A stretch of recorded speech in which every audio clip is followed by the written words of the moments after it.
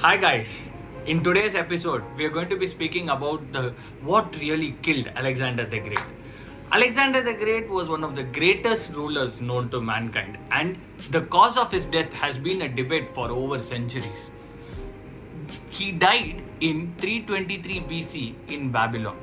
And there have been various causes suggesting his death. Some say he died because of malaria, some say he died because of typhoid, some say he died because of arsenic poisoning, some say he died because of strychnine poisoning, and some say he was killed by his own colleagues. But recently I came across an article from New Zealand by Professor Dr. Catherine Hall, who gave another interesting theory. Alexander the Great died because of a unique syndrome called Guillain-Barré syndrome. Let's see what is the rationale behind it.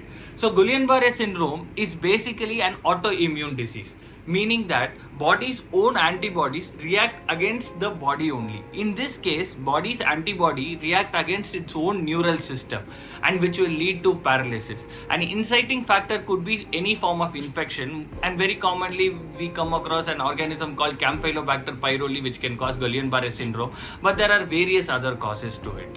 So what is the rationale behind this that Catherine Hall says that Alexander the Great died because of Guillain-Barré syndrome? So Guillain-Barré syndrome is basically a paralytic disease.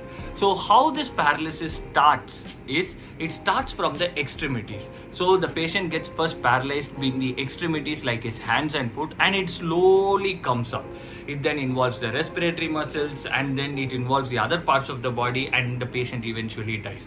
Because in the death of Alexander the Great, the major controversial factor is Alexander the Great's body did not decompose for till 6 days up to his death.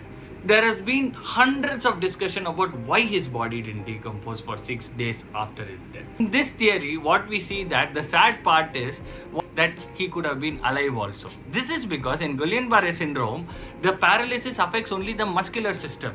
So the patient's paralysis will be from the extremities like the hands and feet, slowly progressing up to the face, such that the patient will have no movement in the body, but he would have had a conscious mental ability, listening to what all people were speaking around him and everything.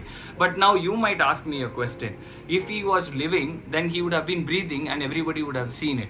But in Guillain-Barré syndrome, it affects the respiratory muscles also. So because of that, the breathing is enough to keep him alive, but it is not enough for others to detect it. So because of that, he would have been still alive for 6 days and he would have died in a later period. So do like, share and subscribe for further interesting facts like this.